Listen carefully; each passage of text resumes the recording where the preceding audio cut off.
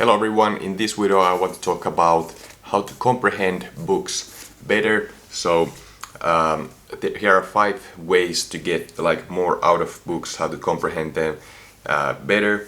The first way to comprehend books better is to learn the vocabulary of that subject. So you cannot really understand some kind of subject unless you understand the vocabulary of it. Some books even have the kind of the dictionary of those words in the end of the book, so I highly recommend you read them first, or at least as you encounter those words you go over and check what they mean. So that's very important to understand the vocabulary. And you can also the more you read, the more you listen to audiobooks and everything, the more you can hear those words and get more familiar with different words, and that helps you understand books better. Then second thing is that you want to read with the right speed. So slow is not necessarily better for comprehension. Of course you can go too fast as well, but you need to determine what is your reading speed and when do you comprehend the best. Because if I really start to talk really slowly, then your comprehension actually goes down. If I'm trying to tell you a story that I went to Mexico this July. If I said I went to Mexico just this July, it's much easier to understand with a greater speed. So determine the speed. And then third thing is that you want to be taking notes, underlining things. You can even in Dale Carnegie's book How to Win Friends and Influence People, he talks about or he recommends in the beginning to mark stars. You can see for example in this book 7 Habits of Highly Effective People, here I have made some stars here, and those stars you can make from 1 to 5 stars, and it means how important the idea is for you. And then it's easy to review the pages. You can check, okay, this is really important, this is less stars, so this is not that important, and so on. And then what I like to do also is to write notes on the end of the book. There's usually some empty pages. Some books even have notes. It reads like this, that's dedicated for taking notes, those last pages. So leverage those pages.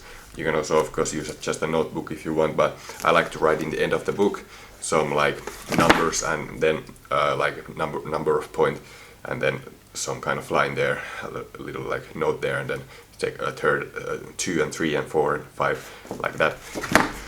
Here I have an example I can show. So that's one thing.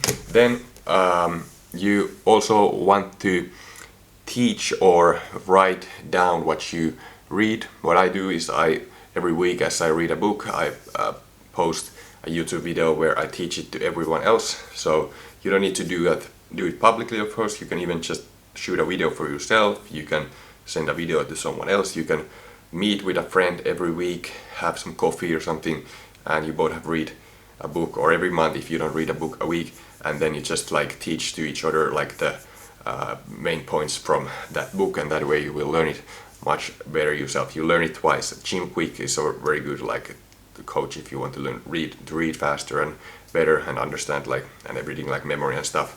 And he talks about how when you teach it to someone else you learn it twice. So you learn the book twice when you teach it to someone else. And if you don't like to do that, then you can also write it down.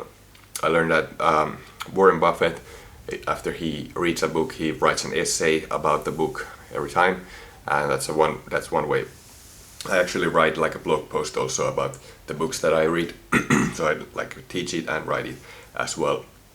But I think it's just fine if you do one of those 2 things. And then lastly, 5th way is to read multiple books on the same subject. That's something Bill Gates does. He goes on these reading vacations once a year, and he just brings a pile of books on some certain specific subject and reads multiple books on the same subject. It's actually kind of dangerous to just read one book on some subject and then think that you really know it. You need to read a wide variety of different books to really get different points of view, different authors. Not everything is if it's written on a page, it's not certainly it's not necessarily always true if it's written on a page. We always like think that something is true because it's written down on a page. So get the ideas from multiple books, and of course you start to comprehend the subject better, but you also become much smarter because you don't just rely on one author. Especially I found like with nutrition books, there is like all these different authors talking about like how you should not eat wheat, you should eat grains, you should like that's the kind of stuff. And don't eat meat, be vegan, eat this, don't eat that, and fast, don't fast, and all these like different opinions on that. So it's kind of better to get just like a general idea and then come up with your own way of eating or whatever that it is. Like it can be psychology, philosophy, whatever. Like read multiple books and you understand it much better. So that's it. Thanks so much for watching. If this was helpful, give it a thumbs up, and I will see you in the next video.